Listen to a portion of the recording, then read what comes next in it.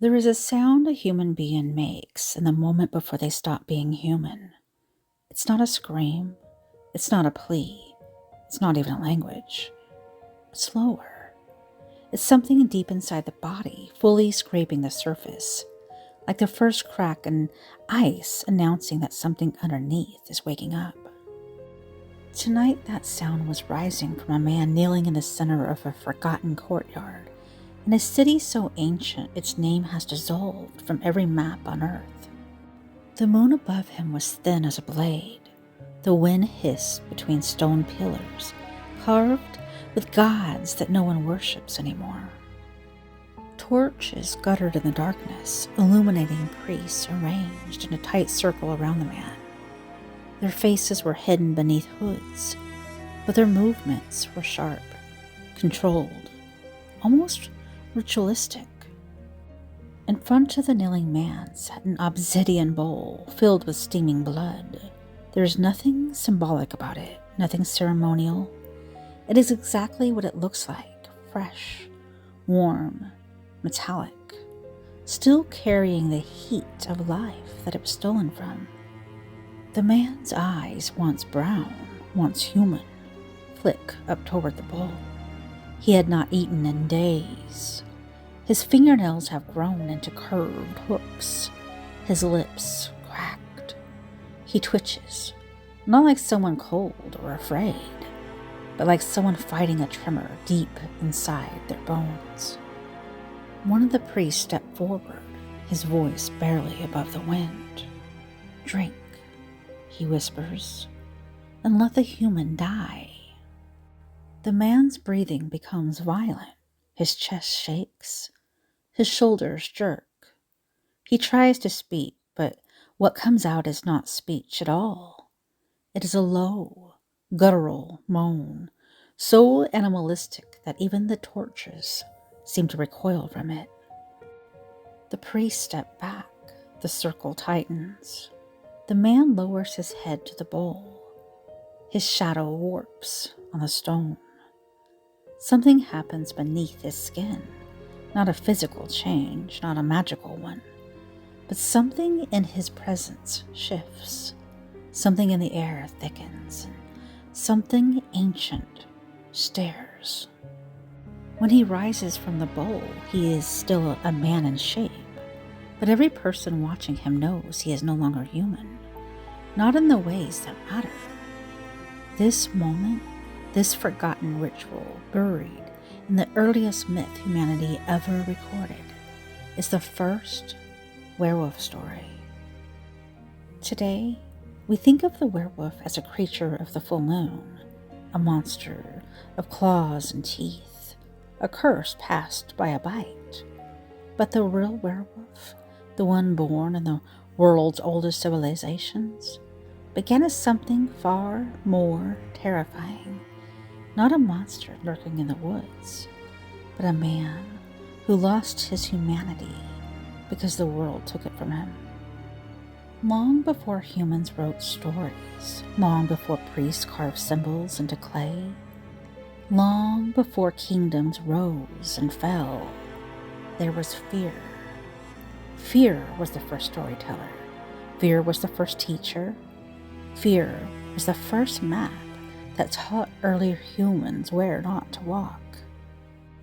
A small campfire crackled inside a cave mouth no wider than a doorway. Beyond the firelight stretched the blackness of night, a world without walls, rules, or mercy.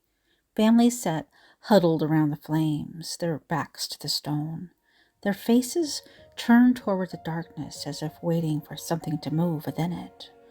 Because they knew something did move in it, something that watched, something that waited, something that learned the smell of human flesh. In the Paleolithic world, wolves were not storybook animals. They were the silence between heartbeats. They were the reason that mothers held their children tighter at dusk. They were the glowing eyes you might see staring back at you from the tree line when the fire dipped too low. Every night was a negotiation between human civilization and the wilderness that wanted to swallow it whole. Humans claim daylight. Wolves, they claim the dark. And the dark was bigger, much bigger. Inside this early world, the human mind learned a strange and powerful idea, that the line between man and beast is thinner than we think. When a hunter vanished at night, villagers whispered that the forest had taken him. When a child was snatched from the edge of the camp, they blamed the wolves. But when people went missing without a trace, leaving no drag marks, no blood, no tracks, they whispered something else. They whispered that maybe, just maybe, something human had crossed over into the wild. Something human had become like the creatures stalking them.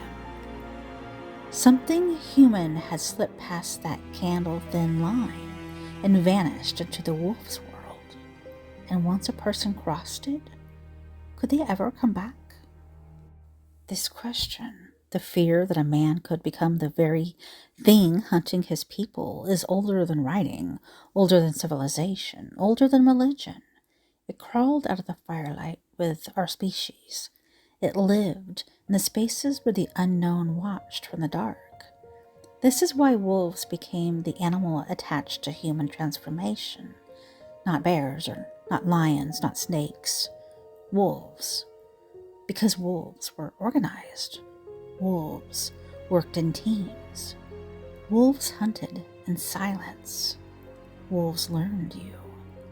Wolves returned.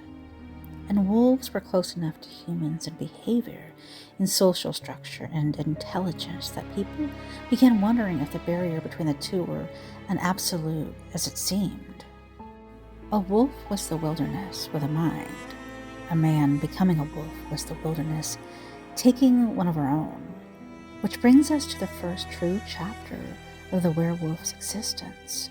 The moment that humanity decided that exile from the human world wasn't just punishment, it was transformation. The world's first civilization rose between two rivers, the Tigris and the Euphrates, in a land of clay tablets, ziggurats, and a sky so wide it made humans feel like insects crawling under the eye of their gods. This was Mesopotamia, the cradle of writing, the birthplace of laws, the first place that humans ever tried to put order on the chaos around them. And here, in the oldest story humans have ever written down, the werewolf appears for the very first time. Not in Europe, not in the Middle Ages, 4,000 years before silver bullets, before full moons, before fur and fangs.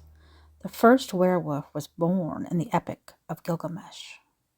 Gilgamesh, the king, rejects the advances of the goddess Ishtar.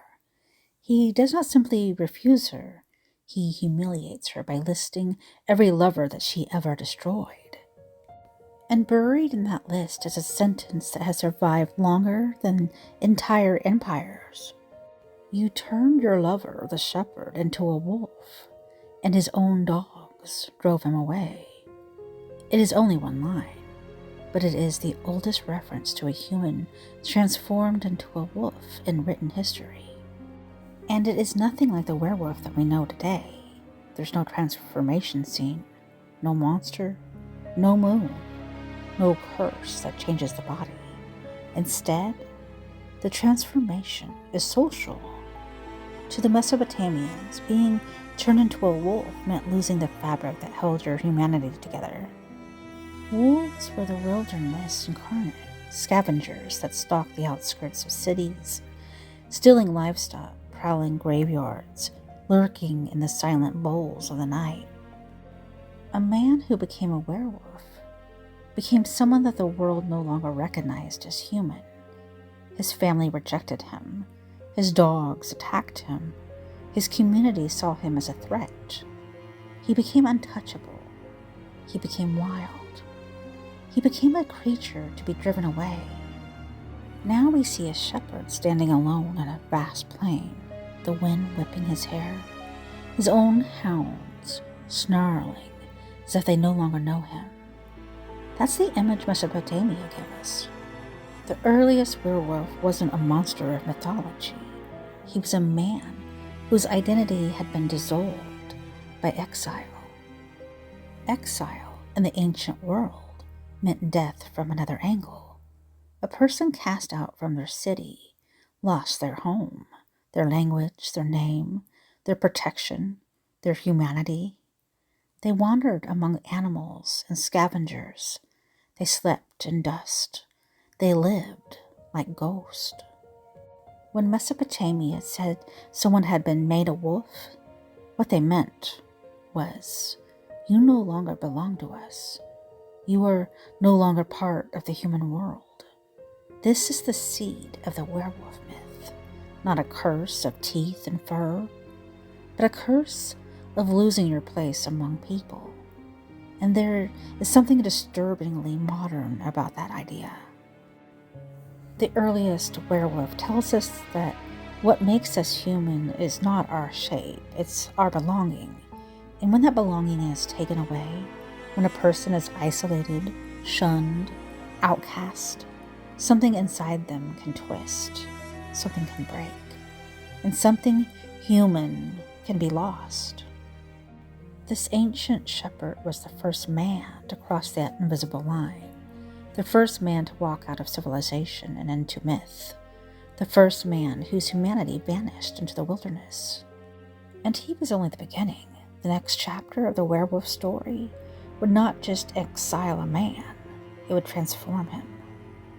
The world shifts from the clay plains of Mesopotamia to the sharp sun-bleached mountains of ancient Greece, a land where gods walked beside mortals and myths were woven into every breath of wind across the hills. If Mesopotamia gave us the first idea of a human becoming something wild, Greece gave us the first true werewolf. Not symbolic, not social, not metaphorical. A transformation, a curse, a monster. And it begins with a king whose name would echo across millennia. Lycaon of Arcadia.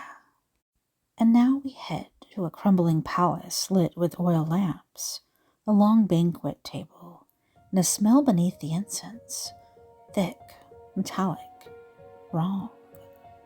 Lycaon was not a good man.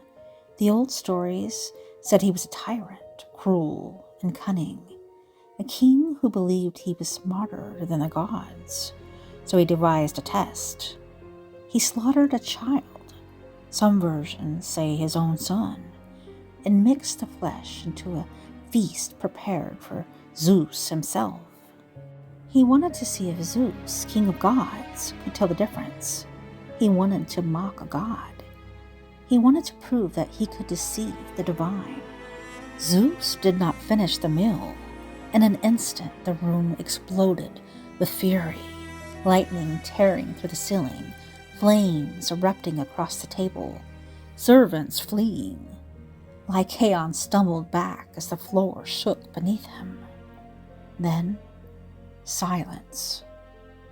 A silence so complete that it felt like the air had been sucked out of the world. And in that silence, Lycaon began to change. Not in spirit, not in status, but physically. The myths describe the transformation in a way that feels disturbingly human. His limbs twist, his spine bent backwards, his jaw snapped outward. His voice dissolved into a howl that no longer carried human meaning. Fur ripped through the skin as his body were tearing himself apart from the inside. But the worst part wasn't the change in shape. It was a change in his eyes.